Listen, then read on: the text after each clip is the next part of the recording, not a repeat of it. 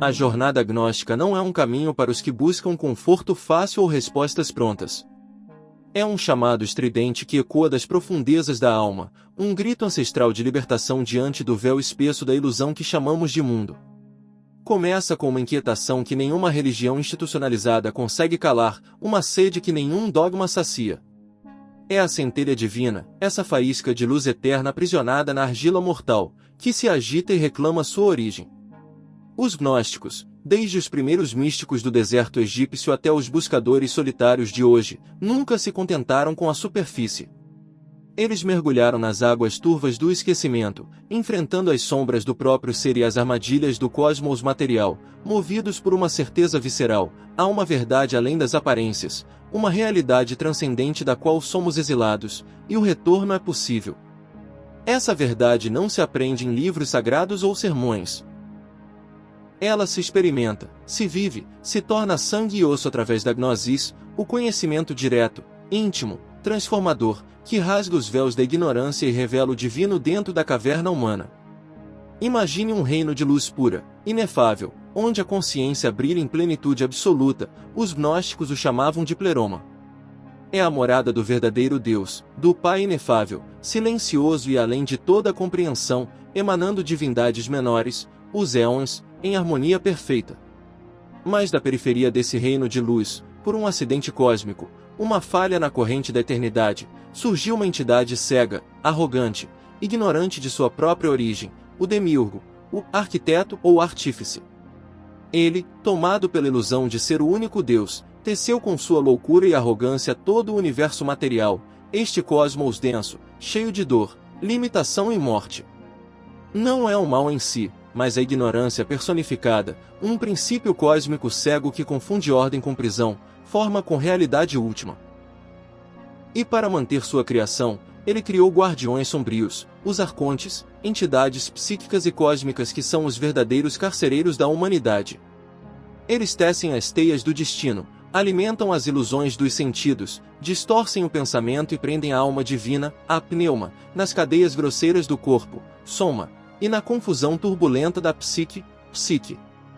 Somos, na visão gnóstica mais radical, estrangeiros num mundo que não é nosso lar, divindades adormecidas sonhando que somos mendigos, portadores de uma centelha do pleroma perdida nas masmorras da criação demiúrgica. Essa centelha é a nossa essência imortal, nossa verdadeira identidade, não o ego passageiro, não o nome, não o papel social, mas o espírito, pneuma, que anseia pelo retorno. A história dos gnósticos é escrita em sangue, fogo e resistência silenciosa. Nos primórdios do cristianismo, enquanto a Igreja Romana consolidava seu poder e definia a ortodoxia, figuras luminosas como Valentim de Alexandria, com sua profundíssima cosmogonia poética, Basílides, o mestre da transcendência absoluta, e Simão Mago, o primeiro grande heresiarca, desafiaram as estruturas. Eles não negavam Jesus, mas o viam de forma radicalmente diferente, não como um salvador externo que morreu para pagar pecados, mas como um eon enviado do pleroma, um emissário da luz cuja missão era despertar a centelha divina adormecida no ser humano. Sua mensagem não era sobre fé cega, mas sobre despertar, lembrar, conhecer-se. Conhece a ti mesmo e conhecerás o universo e os deuses, ecoava o antigo aforismo de Delfos, ressignificado com fogo gnóstico. Este conhecimento libertador era uma ameaça intolerável. Os textos gnósticos foram declarados heréticos, seus seguidores perseguidos, torturados, exterminados. Comunidades inteiras desapareceram sob a espada e a fogueira. Séculos depois, os cátaros, os puros, do sul da França, herdeiros diretos dessa tradição subterrânea, foram massacrados até o último homem, mulher e criança na cruzada albigense, porque ousaram afirmar que este mundo material é obra de um Deus inferior, que o verdadeiro Cristo jamais se encarnou em carne corruptível, e que a salvação está na libertação do espírito da roda de renascimentos imposta pelo demiurgo. Mas a gnose, como fogo subterrâneo, não se apaga. Ela sobreviveu nas margens, nos subterrâneos da história, nas práticas secretas de sociedades herméticas, nos escritos cifrados de alquimistas, nos êxtases de místicos solitários. E seu ressurgimento espetacular veio em 1945, no Alto Egito, com a descoberta acidental da biblioteca de Nag Hammadi. Ali, enterrados em jarros de barro por séculos, estavam evangelhos proibidos, tratados cósmicos, revelações estonteantes, o Evangelho de Tomé, com seus ditos enigmáticos de Jesus: rasgue uma pedra e me encontrarás. Corte uma madeira e lá estarei, o Evangelho da Verdade, uma meditação sublime sobre o erro e o esquecimento, o Apócrifo de João, descrevendo com detalhes assombrosos a geração do Demiurgo Yaldabaoth e a queda da alma, a poderosa Pistis Sophia, narrando as descidas e ascensões da sabedoria divina. Esses textos não são meros documentos históricos, são portais vibrantes, mapas codificados para a jornada interior, testemunhos de que o chamado à gnose nunca cessou. Os valores que sustentavam as comunidades gnósticas eram alicerces para a libertação. No centro estava a autoobservação implacável. Não uma introspecção narcísica, mas um exame constante, minucioso, quase cirúrgico, dos próprios pensamentos, emoções, impulsos e reações. Cada raiva, cada medo, cada desejo possessivo, cada orgulho sutil, era visto não como pecado, mas como manifestação do demiurgo dentro de si, como a ação dos arcontes manipulando a psique.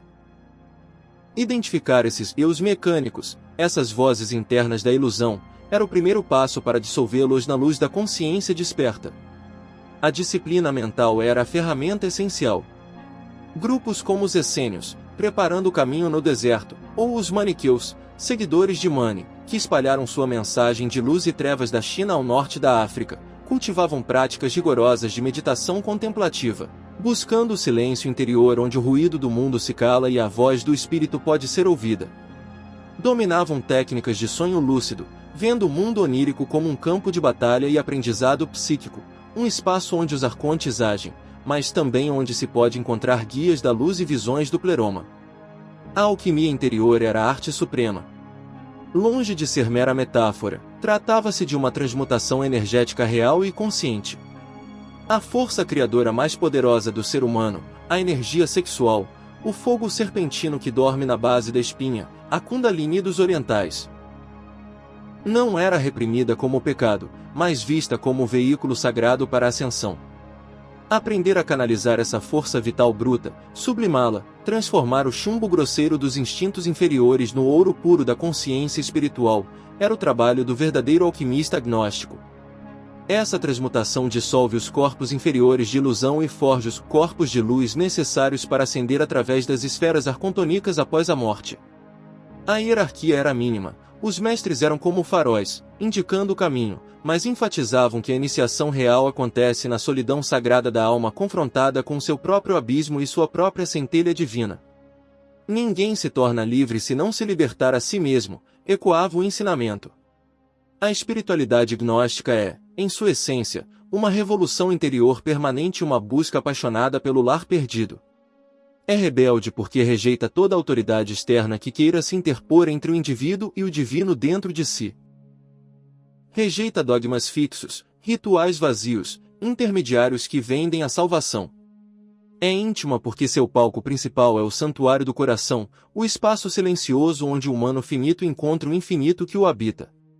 Leia a angústia da Pistis Sophia, a sabedoria divina que caiu nas garras das trevas e clama: salva-me, meu Senhor, pois perdi minha luz e estou mergulhada em trevas espessas. Procurei a luz e não a vi, dirigi meus passos para a altura e não pude ascender. Este não é apenas um drama cósmico, é o espelho fiel da condição humana, a nostalgia do absoluto, a saudade lancinante de um estado de consciência que sabemos existir, mas que o mundo material e nossa própria inconsciência nos impedem de alcançar. O Cristo gnóstico não é uma figura histórica a ser adorada, mas o símbolo máximo dessa consciência crística que reside potencialmente em cada ser humano, a centelha plenamente desperta, o homem perfeito, o antropos original. Ele é o arquétipo do nosso próprio potencial divino, o modelo do que podemos nos tornar quando a gnose floresce. Vós sois deuses, ecoa o ensinamento proibido. A morte física, na visão gnóstica, é um momento crítico, mas não o fim. É a grande prova, o desprendimento final.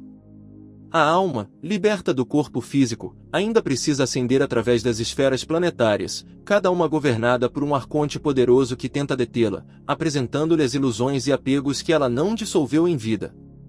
Somente a alma que desenvolveu corpos de luz, os veículos solares, através da gnose vivenciada, que conhece os nomes e selos de poder para passar pelos guardiões, como descrito no mito de Er de Platão e nos textos gnósticos, consegue atravessar essas barreiras, finalmente, fundir sua centelha individual com o oceano de luz do pleroma, dissolvendo-se na unidade primordial.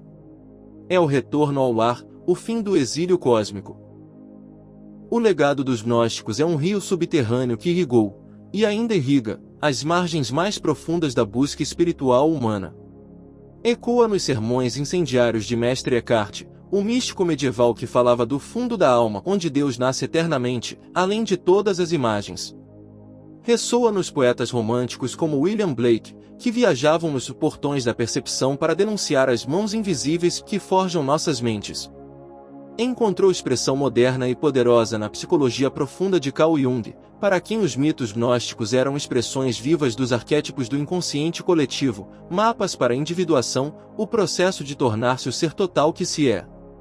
O confronto com a sombra, a busca do self, o si mesmo, a integração dos opostos, tudo isso tem raízes mergulhadas no solo gnóstico. Hoje, num mundo sufocado pelo materialismo cego, pelo consumismo desenfreado, pelo ruído digital constante e pela fragmentação da consciência, o chamado gnóstico soa com urgência cósmica. Ele não oferece escapismo, mas um combate heróico pela consciência. Aponta para a busca do silêncio interior como antídoto para a cacofonia exterior. Exige a coragem de enfrentar as próprias trevas, os complexos, traumas e mecanismos inconscientes que nos mantêm escravos. E, acima de tudo, reacende a chama da esperança ativa, a certeza inabalável de que a centelha divina não pode ser extinta, de que o lar é real e o retorno é possível. Aquele que conhece tudo, mas não se conhece a si mesmo, carece de tudo, diz o Evangelho de Tomé. O texto pode terminar, mas a jornada não. Ela se renova em cada coração que, no meio do barulho do mundo, ouve o sussurro antigo: conhece-te a ti mesmo. Desperta. Lembra. Acende. A centelha guarda sua própria ignição. O pleroma anseia pelo retorno de suas faíscas perdidas.